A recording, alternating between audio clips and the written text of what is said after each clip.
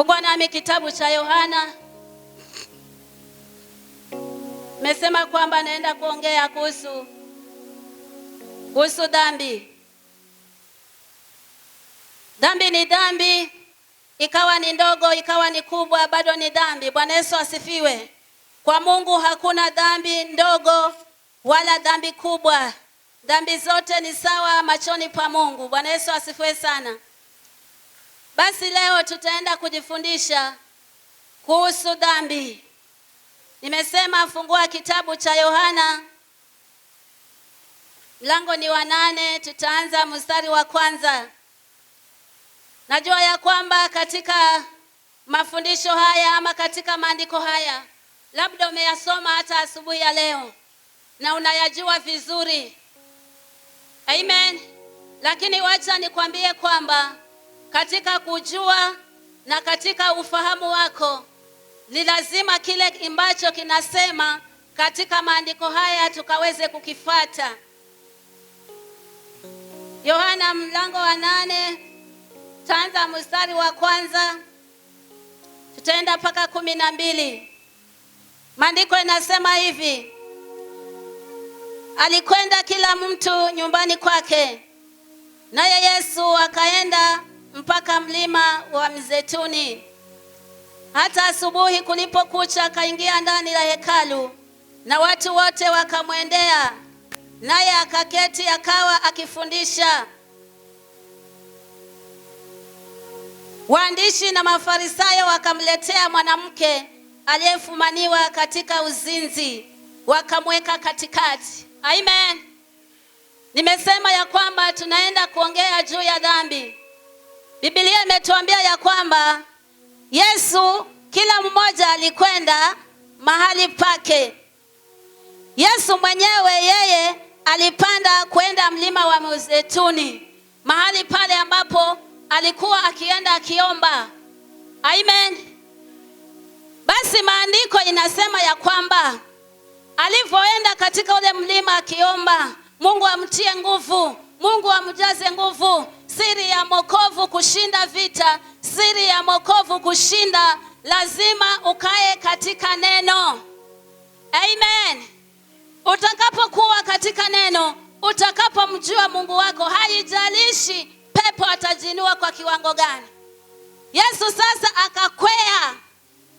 Kila mmoja alipokwenda, baada ya kwamba amewafundisha neno, amewaongoza, amewaombea, kila mmoja akaenda zake. Lakini Yesu yeye kulipokucha akaenda ndani ya hekalu ili kwamba kurudia kazi yake ile aliyoiacha jana. Bwana Yesu asifiwe. Akawa anawahubiria wale watu. Maandiko inasema ya kwamba waandishi na Mafarisayo wakamletea mwanamke aliyefumaniwa na uzinzi. Sema uzinzi. Wengi tumo makanisani, lakini tuko wazinzi ndani ya kanisa. Tunasababisha ya kwamba Mungu hawezi akashuka, Mungu hawezi akafanya kazi, maana Mungu huyu tunemwabudu hakai mahali pachafu. Amen. Unaweza ukasema ya kwamba mimi sijazini, lakini kama unasema umeokoka na hufuati yale ya Mungu, unafuata mengine, wewe si ni mzinzi. Bwana Yesu asifiwe. Ni lazima tukajue kile ambacho tumekijia. Moderator ametangulia kuambia ya kwamba mmekuja hapa kufanya nini? Kuangalia watu walivyo, kuona vile watu leo iko, ama ni nini umekuja kukipata? Bwana Yesu asifiwe. Yesu akaletewa mwanamke ambaye alikuwa amefumaniwa. Ujue jana alikuwa akihubiri, jana alikuwa akifundisha watu. Baada ya mafundisho, kila mmoja alivyoenda zake, Yesu akapanda mlimani, akaenda akaomba. Na kulipokucha sasa, akarudi katika hekalu, aendelee na mafundisho. Lakini maandiko imetuambia waandishi na Mafarisayo wakamuletea mwanamke aliyefumaniwa katika uzinzi. Amen. Bwana Yesu asifiwe sana. Kuongea neno hilo tayari haina haja ya kuuliza. Lakini mtu mmoja, amen, mimi ama wewe, naweza kufumaniwa nikizini nikiwa peke yangu.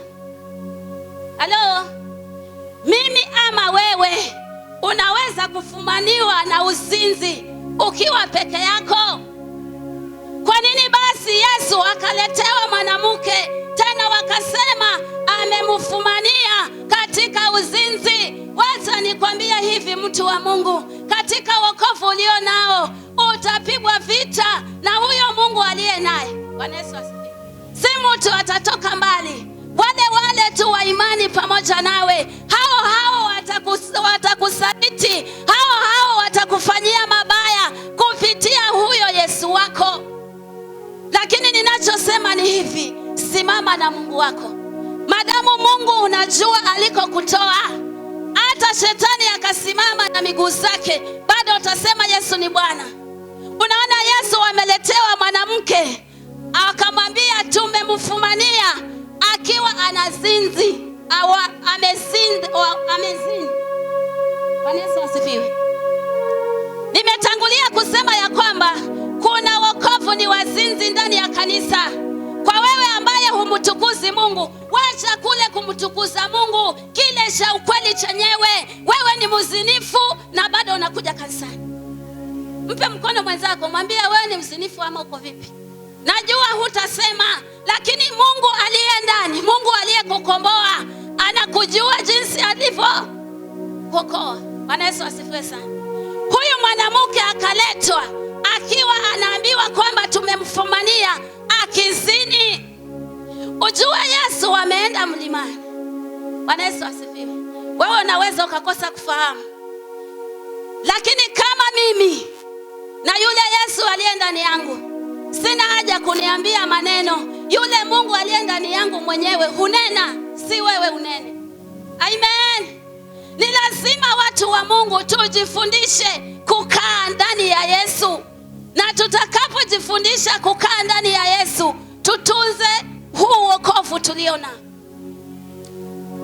Yesu alipoletewa yule mwanamke, lakini kwa sababu yeye amekuwa kwa maombi, alikuwa amejitenga, na walipoenda ili waje kesho, Yesu akaenda akaomba, Mungu kanijaze nguvu, Mungu kanitetee, Mungu kanipiganie.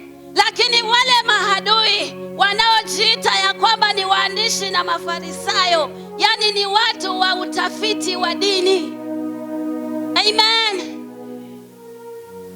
wakajua ya kwamba kitakacho tuwezesha kwamba tumupate huyu Yesu ni kumuendea katika hili jambo. Amen. Simama na yule Mungu aliye ndani mwako, naye Mungu atakuokoa. Wakamwambia, mwalimu, mwanamke huyu amefumaniwa alipokuwa kizini. Basi katika Torati ya Musa alituamuru kuwapiga kwa mawe wanawake namna hii. Nawe wasemaje? Bwana Yesu asifiwe. Wamemletea mwanamke, wamemwambia tumemfumania alipokuwa akizini. Yesu hajajibu kitu.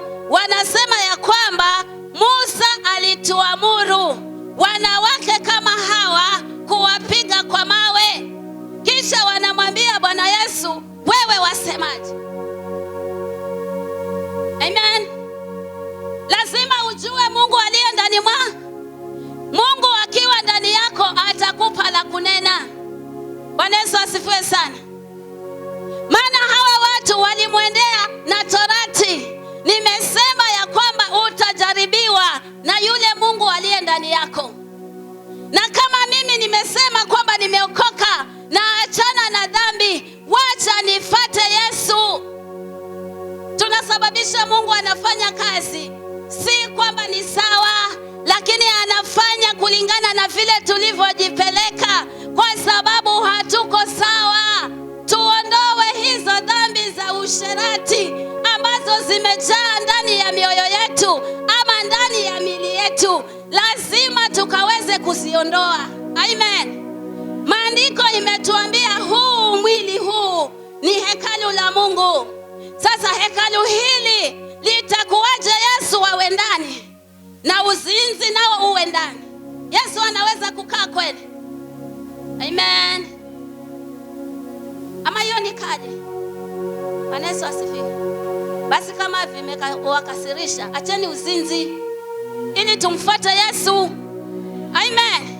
Na ukirekodi ukijasema Jumapili hata mimi nitaondoka nisiwe hapa.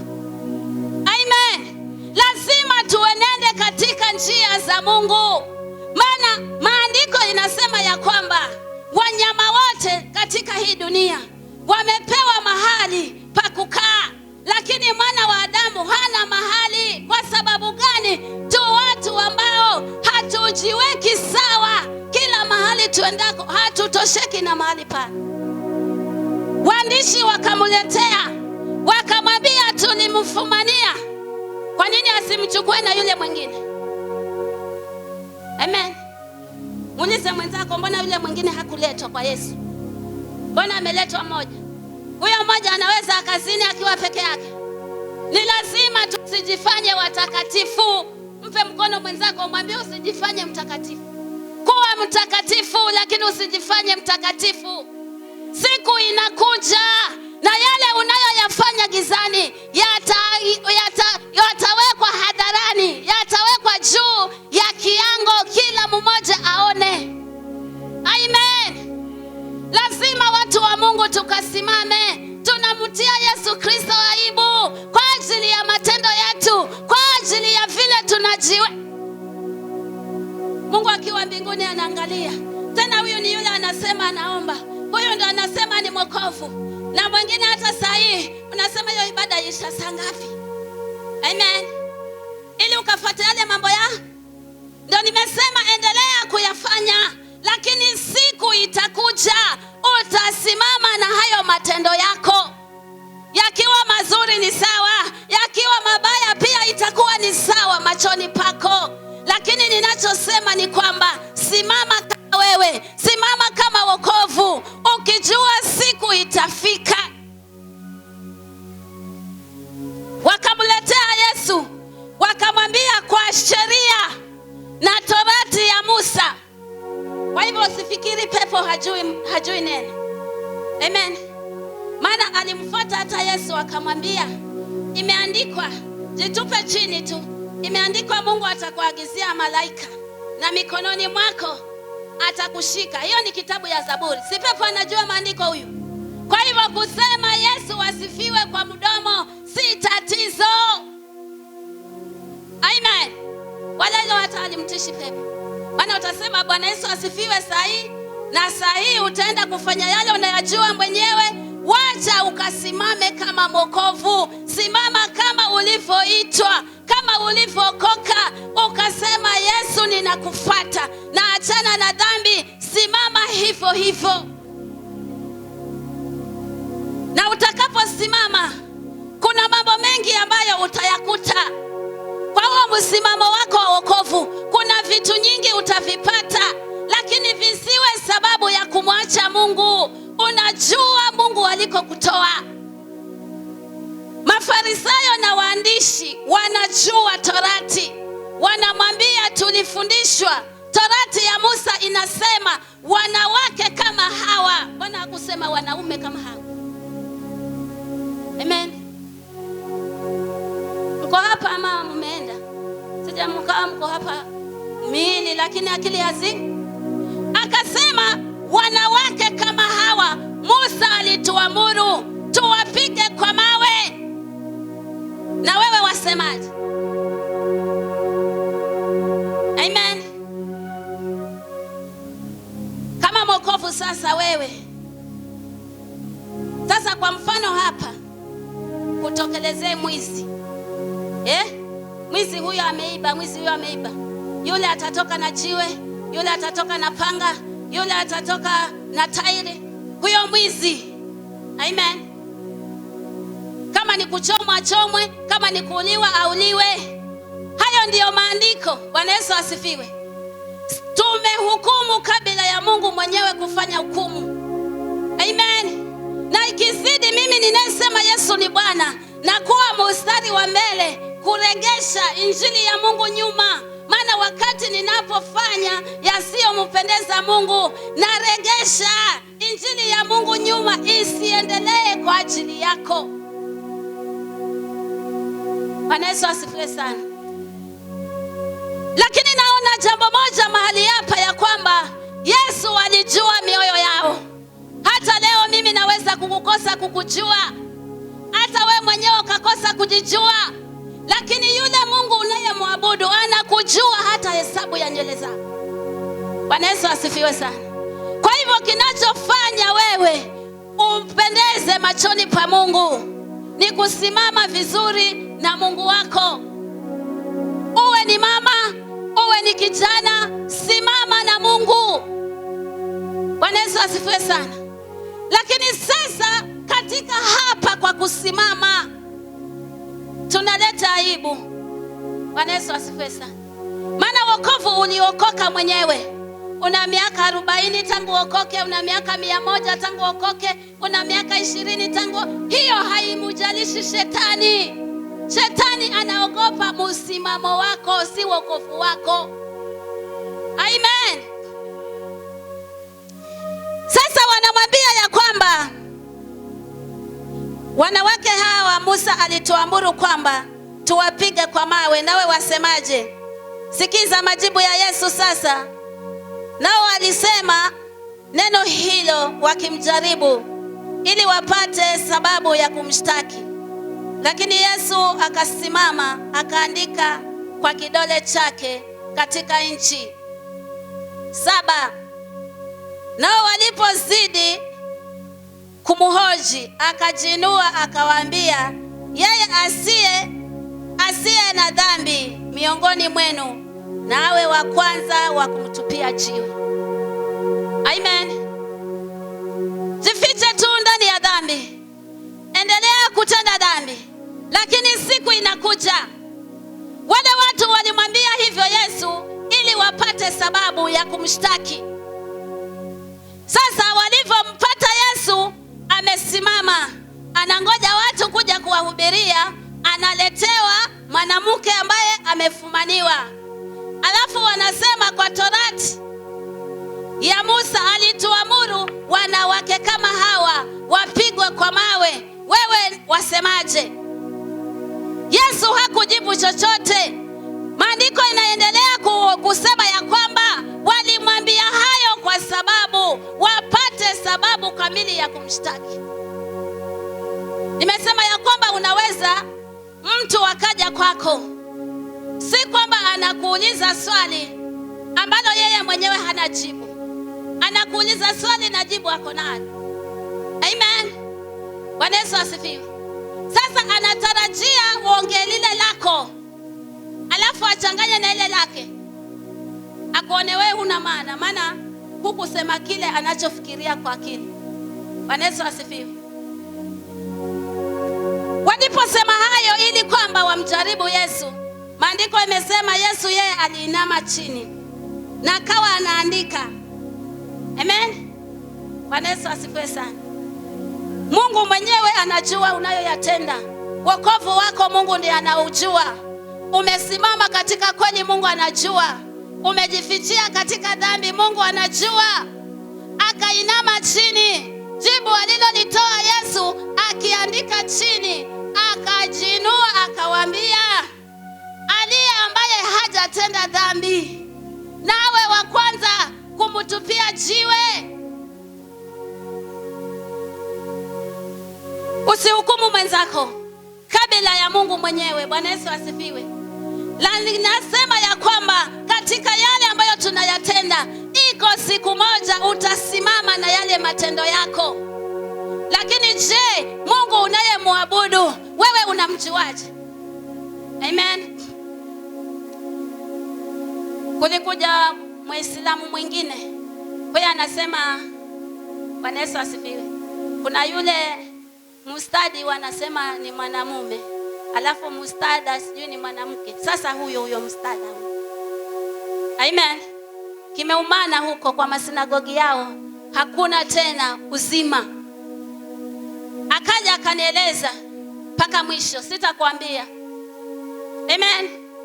Nikamwambia ya kwamba ninachojua ya kwamba Mungu hana upendeleo kwa mtu yoyote.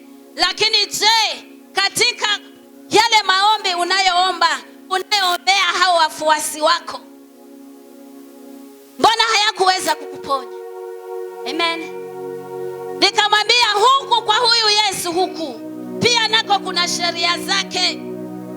Lazima umwamini Yesu Kristo, alafu ndio ule uzima utaupata. Wasemaje? Maana amesema yeye sijui amesielewi, lakini sijui kama huku kwetu tutamuita pasta ama tutamuitaje, lakini anasema anaswalia watu. Lakini ana ugonjwa miaka mingapi? Miaka 5. Pamoja na kwamba anaswalia watu, lakini miaka 5 yuko na huo ugonjwa. Mpaka sasa anasema ametumwa aende Kenyatta. Na huko sasa kama hakutatoka jibu la maana, basi wale madaktari watakuwa wameshindwa. Nikamwambia wacha nikwambie hivi, mwanadamu ni mwanadamu, huyo daktari pia ni mwanadamu. Maisha yako Mungu ndo anayajua. Kama leo utasema ya kwamba namufuata Yesu na achana na dhambi, kwa ugonjwa utauacha hapo. Amen. Sasa yeye akajifanya anajua dini.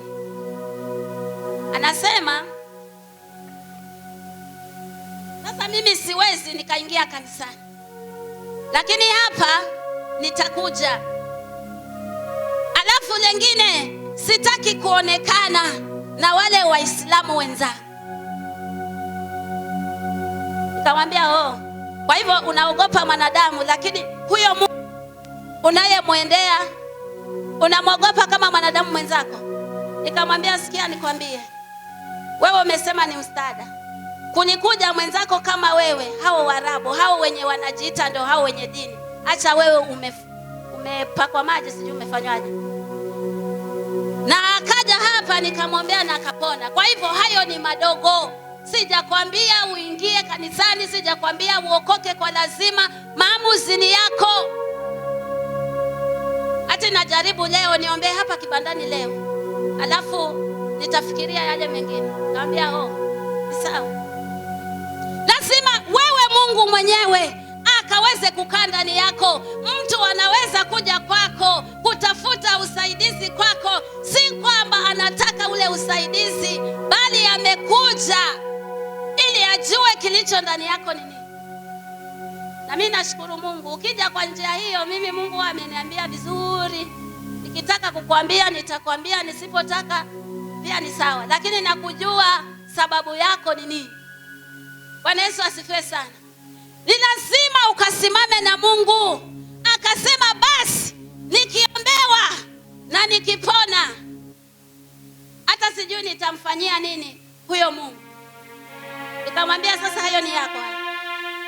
Lakini ninachosema ni kwamba Mungu hana upendeleo. Amen.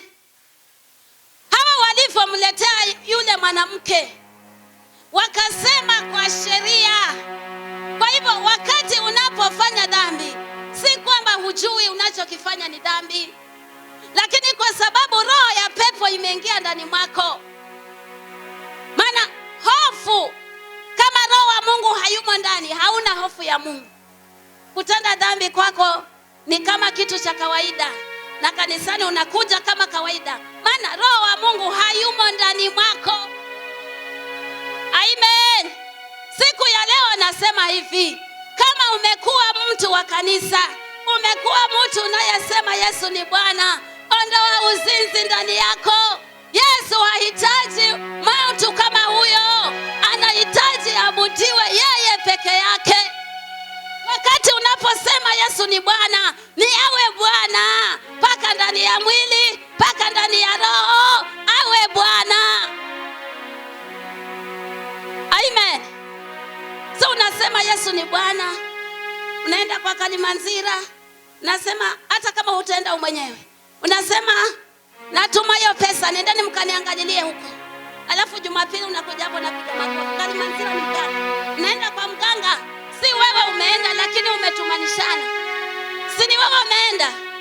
Unataka vipi Yesu ashuke ndani yako, aondoe matatizo yako, aondoe shida yako, wakati kwa Yesu uko na huku duniani nako uko?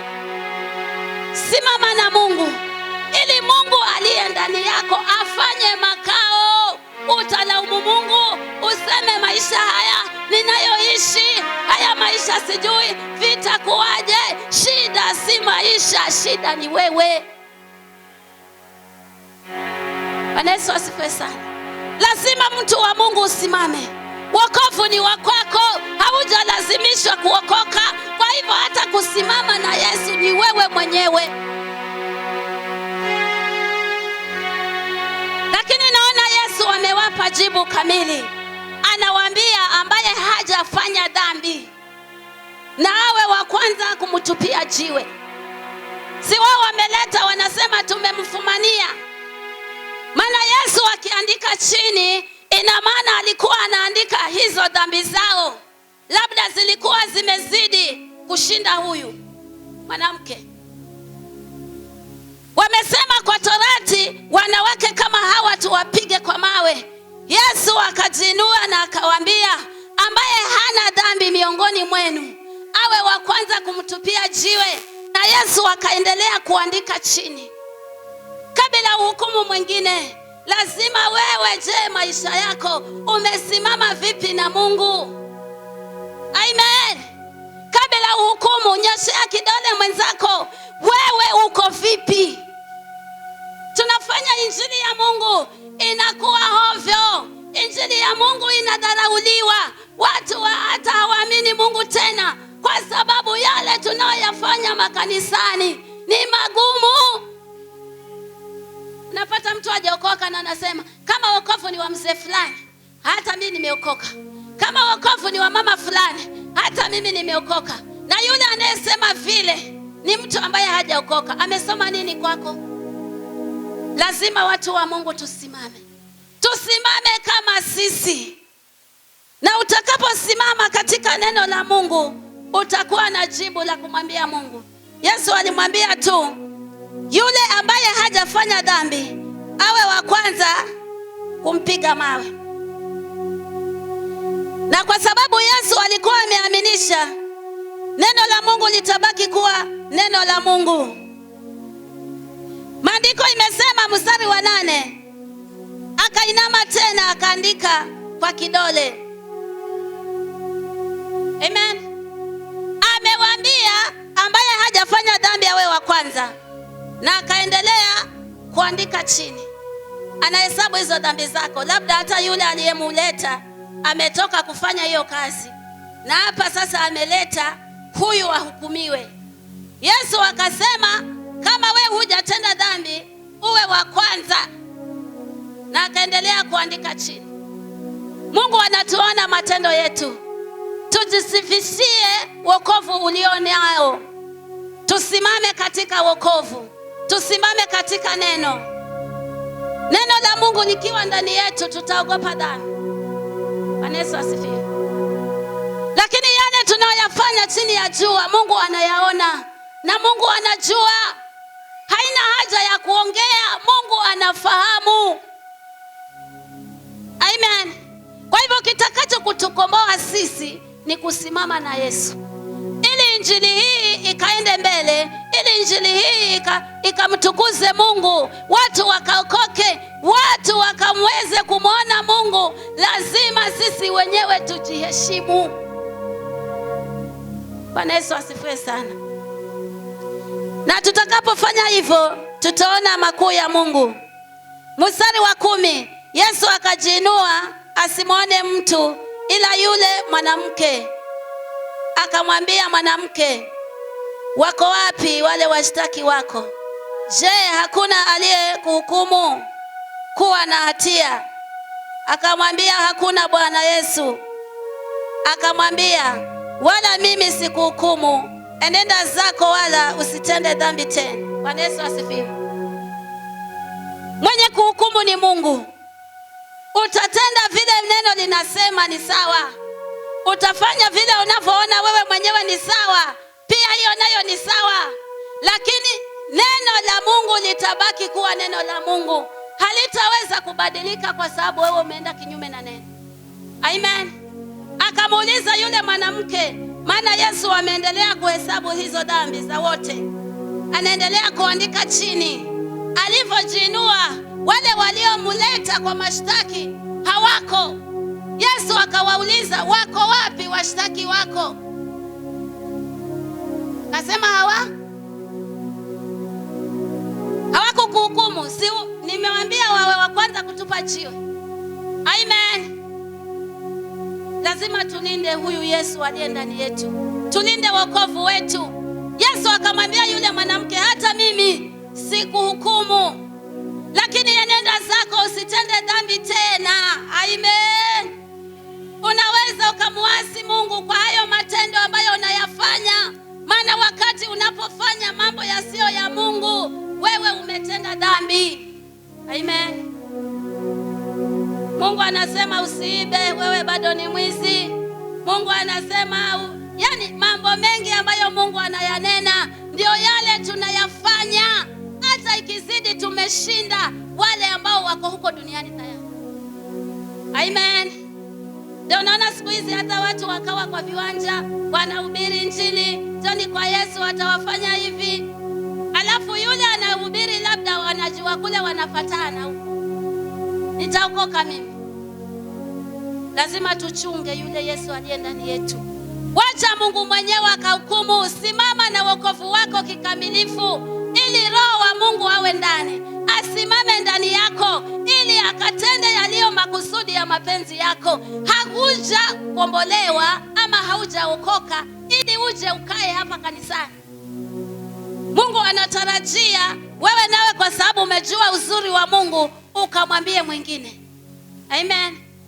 Lakini yule mwingine utaenda kumwambia vipi ukiwa wewe mwenyewe hakuna kitu ndani yako?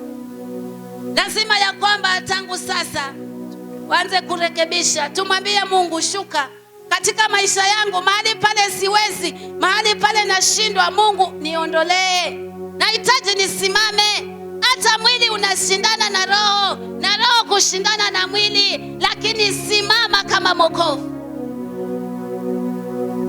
Bwana Yesu asifiwe sana. Twende kitabu cha Luka.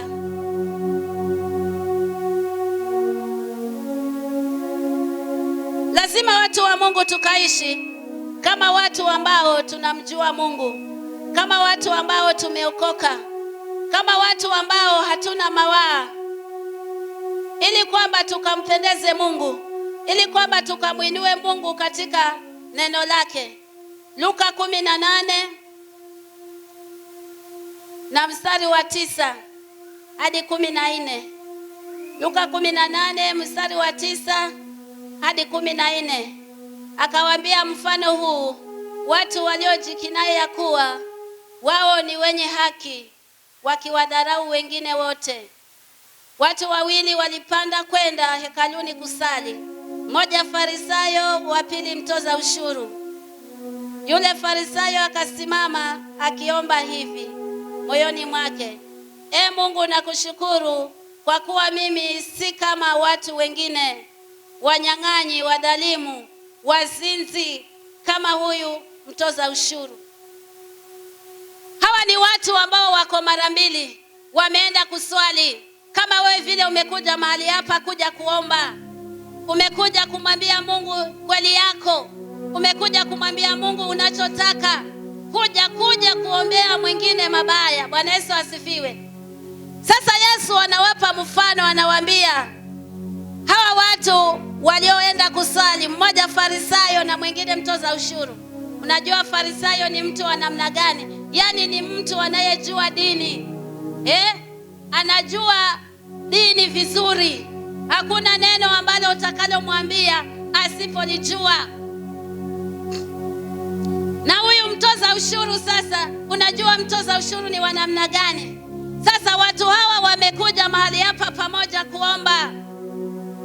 Sasa huyu mtoza ushuru, Bwana Yesu asifiwe, huyu Farisayo mwenye kujua dini akasimama akiomba hivi moyoni mwake, Anamwambia Mungu, mimi nimesimama, mimi ninamtolea Mungu, mimi nafunga kila siku, si kama huyu mtoza ushuru.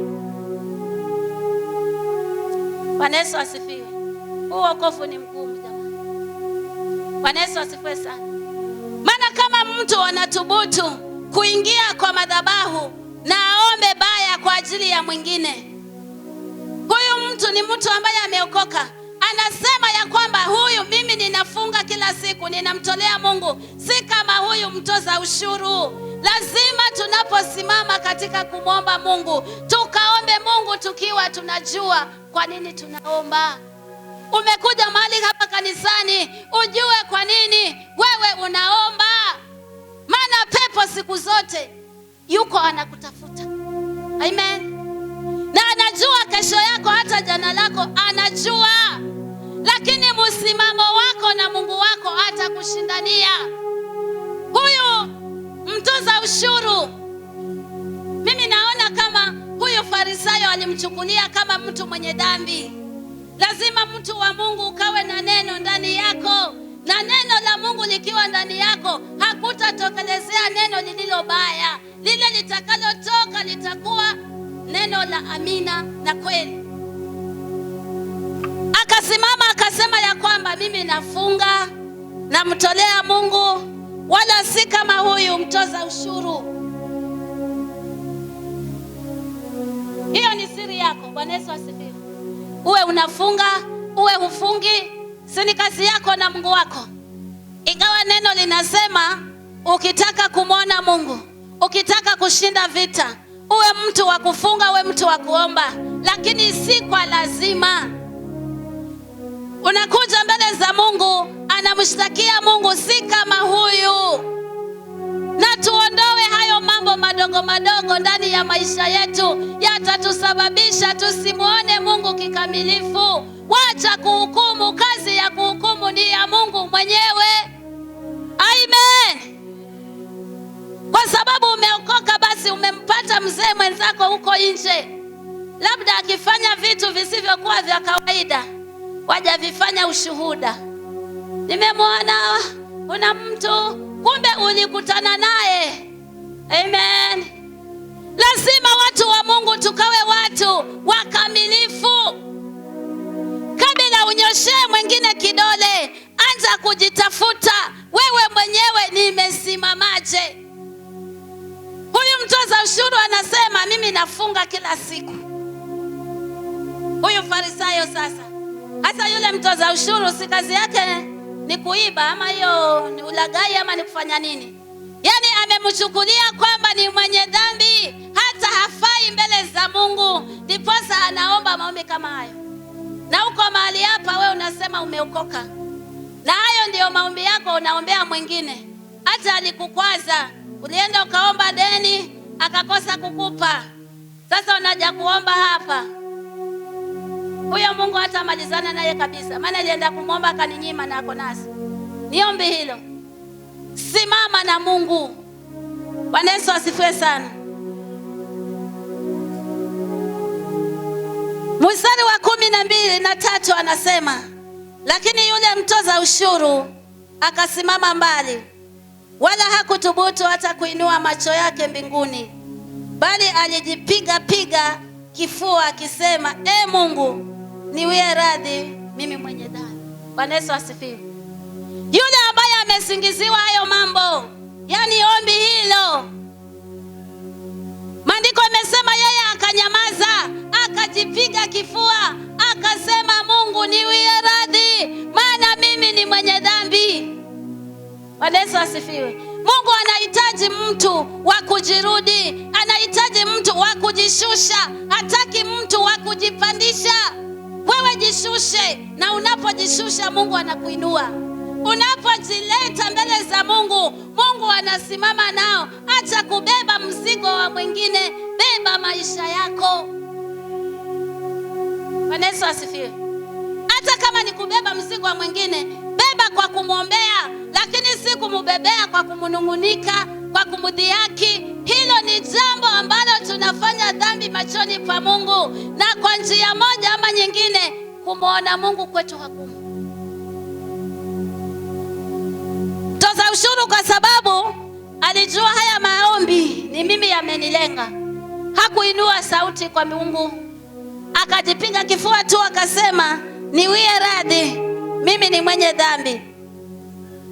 Mstari wa 14 sasa ambao ni wa mwisho anasema, nawaambia huyu alishuka kwenda nyumbani kwake amehesabiwa haki kuliko yule, kwa maana kila ajikwezaye atadhiliwa, naye adhiliwe atakwezwa.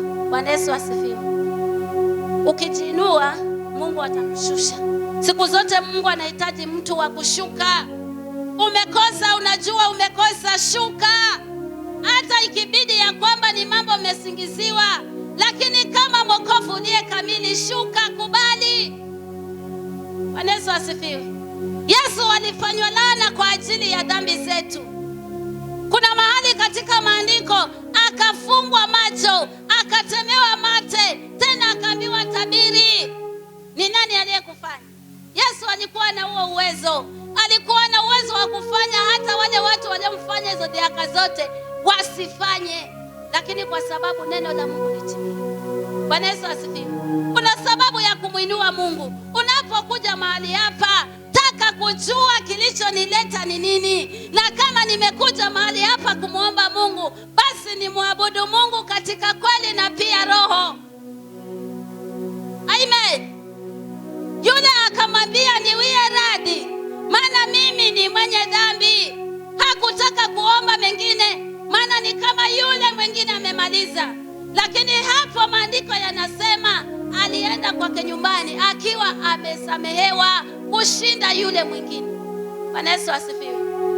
Inawezekana kuna mtu anakufuatilia katika maisha yako, vile unavyoishi hataki uishi jinsi hiyo, kwa sababu yeye katika maisha yake ametaka kwamba akushushe. Lakini wacha nikwambie, utainuka kwa sababu ni Mungu alitaka uinuke. Na uko kuinuka kwa sababu Mungu ametaka uinuke, hakutawezekana bila kusimama na neno. Simama na neno la Mungu, mtu wa Mungu. Simama na neno la Mungu. Simama na wokovu wako. Wokovu wako unaposimama, Mungu akiwa mbinguni anafurahia. Bwana Yesu asifiwe. Lakini tunajipata ya kwamba kila kukicha, kila masaa, kila dakika tunamuweka msalabani tena huyu Yesu Kristo kwa ajili ya maisha yetu. Amen. Lazima tuondoe dhambi ndani yetu. Zilizotuandama lazima ziondoke. Huyu mwanamke aliyefumaniwa hakuwa na haki. Amen. Lakini kwa sababu Mungu anakungoja, nasema hivi, mtu wa Mungu, mwanzo choka na hiyo hali yako liyo nayo. Choka nayo, alafu utakapochoka nayo, nenda mbele za Mungu, mwambie Mungu, nilipofika ni wewe tu. Nitawale, nizingire, nioshe, nitakase. Uone Mungu kama atakufanya. Lakini kwa sababu mimi mwenyewe tayari nimembeba Yesu vile visivyotakikana, sasa ni vigumu kuona neno la Mungu, ni vigumu kuona yale makuu ya Mungu ambayo alituahidia na ambayo yako ndani yetu ili tukayaone. Lakini huyu mtu, kwa sababu aliomba hayo maombi, akaenda nyumbani kwake akiwa amepona. Leo kama utamwambia Mungu kweli yako, mwambie Mungu, nilifanya haya, kumbe nilikuwa sijui, kumbe nilikuwa nakukosea. Kila mmoja leo nenda ukatubu, mwambie Mungu. Bwana Yesu asifiwe sana. Tunamtia Kristo aibu. Tunafanya vitu ambazo si za Mungu, alafu tunakuja kwa sura isiyo na haya, tunapiga makofi, tunaomba, na kule umetoka. Bwana Yesu asifiwe. Ndiposa huyu mtu wamefumaniwa wawili, lakini akaletwa mmoja. Wokovu ni wa mtu, na kama ni kuulizwa maswali kwa ajili ya wokovu wako, ni wewe utaulizwa. Hata kama wewe na bwanako umeokoka, wewe na watoto wako umeokoka, wewe na wazazi wako umeokoka, wewe ndio utaulizwa. Bwana Yesu asifiwe sana. Lakini je, nitakapoulizwa ninalo la kumwambia Mungu? Lazima tuache, twende tukatubu, tumwambie Mungu, huu mwili ni hekalu lako. Wacha Mungu kanitakase, ondoa unajisi kwa huu mwili. Amen. Nina najidanganya na kusema ya kwamba Mungu anaangalia roho. Ni sawa, na hayo ni maandiko. Lakini huu moyo Mungu atakao uangalia, atauangaliaje wakati umeuchafua? Bwana Yesu asifiwe. Tuna haja ya kwamba ya kujipeleka. Jipeleke kwa Mungu vile ulivyo. Mwambie Mungu nioshe, mwambie Mungu nitendee, mwambie Mungu nizingire. Wokovu tumekuwa hata kuua si dhambi. Bwana Yesu asifiwe. Mwanzo wa sherati, kama ni mzee kuenda na wanawake wengine ambao tofauti na mkeo, hiyo hata si tatizo. Kama wewe mama nawe kuenda na mabwana za watu, si tatizo. Na Jumapili unakuja. Yesu asifiwe. Amen. Lazima tutubu, tumuendee huyu jiwe ambaye amekataliwa na waashi. Tuone kama Mungu hatashuka na kufanya. Lakini Mungu anatutazama kwa sababu ya wewe mchawi mmoja. Mchawi ni yule sasa wenye kufanya mambo yasiyokuwa ya Mungu alafu uje mahali hapo. Amen. Wakati tutakaposimama na Mungu vizuri, Bwana Yesu asifiwe, Mungu anafanya mambo na ananena na mambo, ananena yale ambayo hata shetani anayapanga. Lakini mbona saa hii huyo Mungu tumefika tayari mbinguni? Bwana Yesu asifiwe. Lazima watu wa Mungu tutubu. Lazima dhambi tuache. Kama unataka kumwona Mungu, lazima tuache dhambi. Hapa si mahali pa kufichia uovu. Hapa ni mahali pa kumwabudu Mungu katika kweli na pia roho. Amen. Yule Mungu wa hizo siku, yule Mungu wa hiyo miaka, ako wapi? Bwana Yesu asifiwe. Lakini kwa sababu mioyo yetu imejaa dhambi, imejaa uchafu, imejaa takataka, Mungu hawezi kuongea nasi. Amen. Jana nije karibu alafu niache hii. Kama miaka 2 iliyopita. Amen.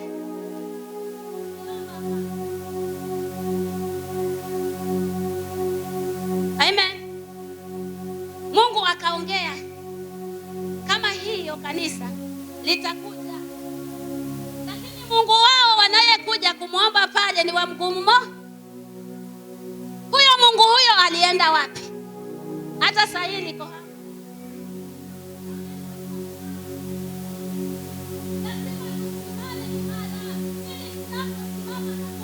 Yule Mungu aliye ndani yetu anatufunulia siri. Amen.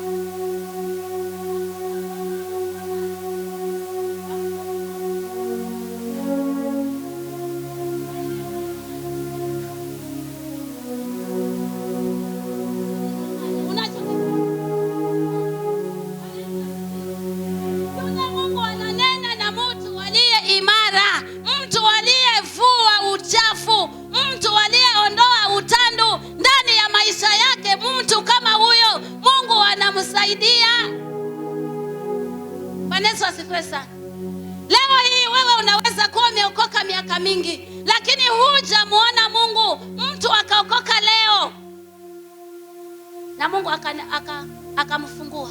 Ni kwa sababu gani? Ni kwa sababu ya vile wewe ulivyombeba Mungu. Mungu akiwa nawe atakwambia siri ambazo haujazijua.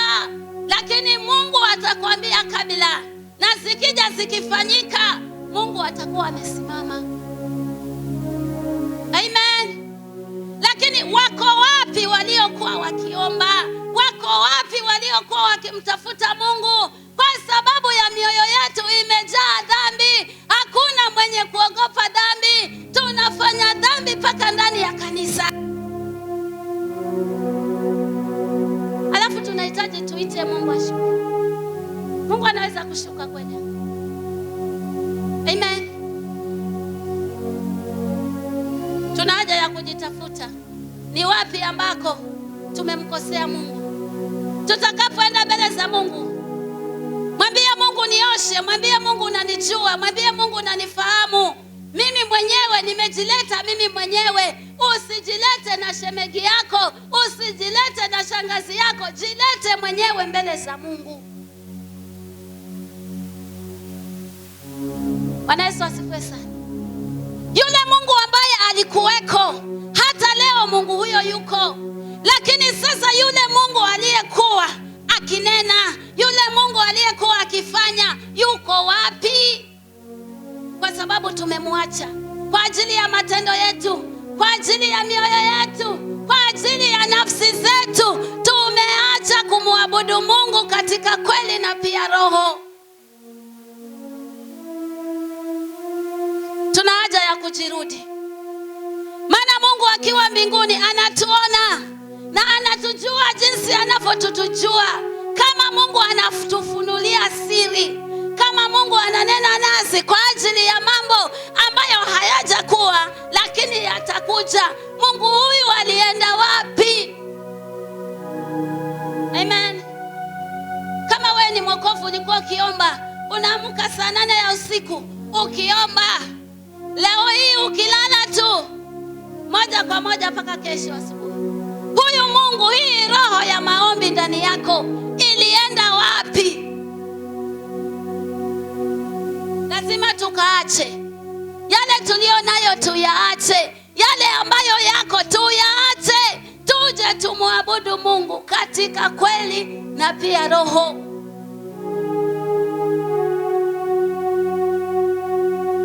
Huyu Farisayo alipojigamba, naona ya kwamba huyu mtoza ushuru akajishusha hata kabla ya kuja kwa Mungu, kabla ya kumwomba Mungu akajishusha. Twende tukajishushe leo. Kama tunataka Mungu atuokoe, kama tunataka Mungu atuponye, tujishushe leo.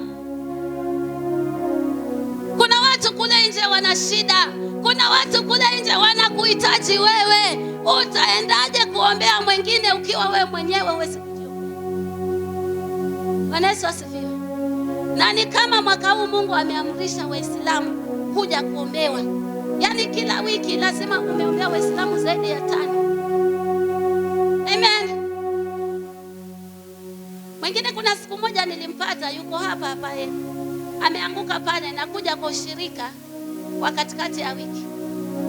Yeye mstadi huyo akaomba hapo, nikampita hapo, anapigwa makofi kweli yule msichana. Kabidi nikasimama nikaangalia, mimi naona ndo maombi. Kumbe ashaomba yake yote, lakini yule bado amezimia. Sasa akamtia makofi.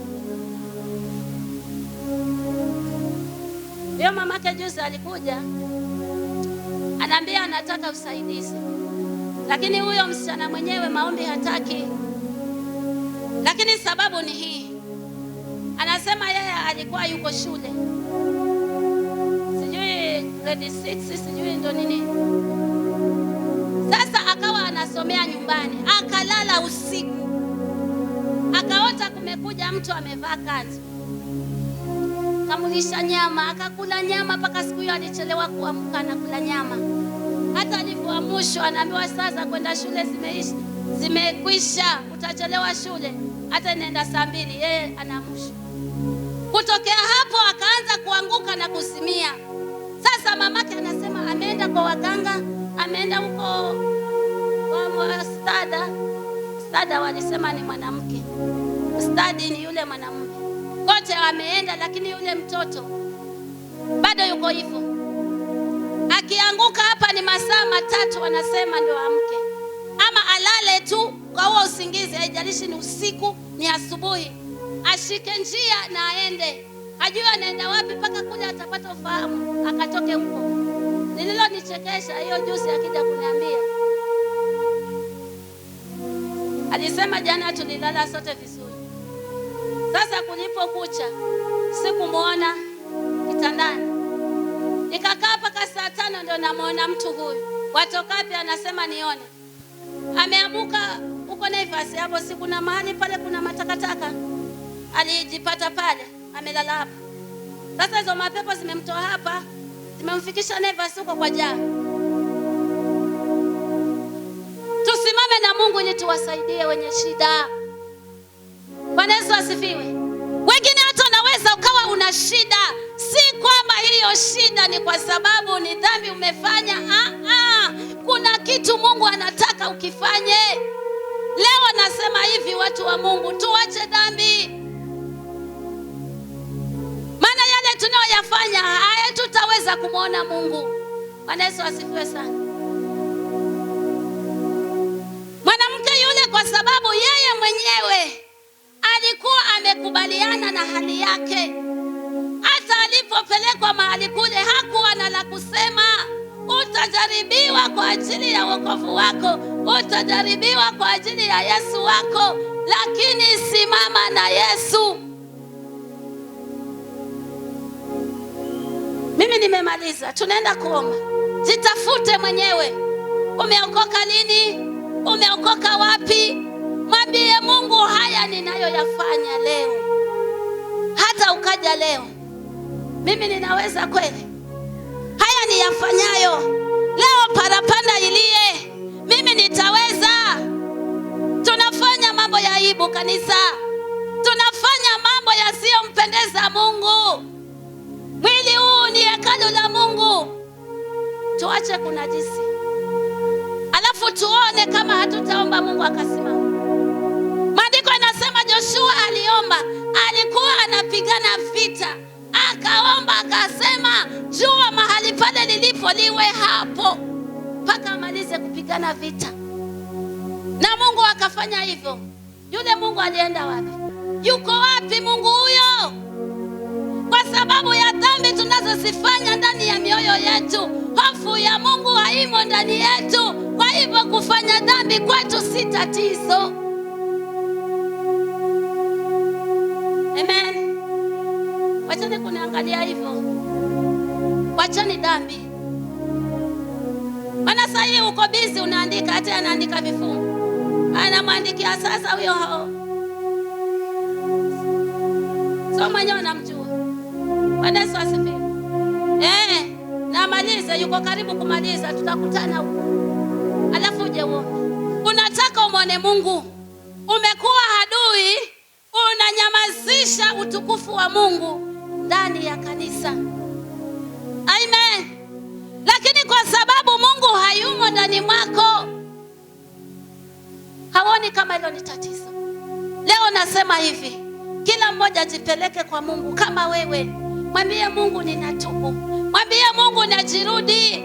Na si kujirudi kwa maneno, aminisha.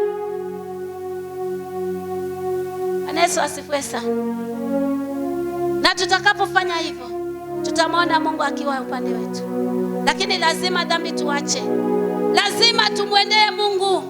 Huyu jiwe ambaye alikataliwa na waashi, huyu sasa amekuwa jiwe kula pembeni. Wacha akasimame ndani ya moyo wa mtu. Wacha akatengeneze moyo wa mtu. Na hutabaki vile ulivyo. Hutabaki vile ulivyo. Wakati umejipeleka kwa Mungu, hutabaki hivyo. Si Mungu awabariki.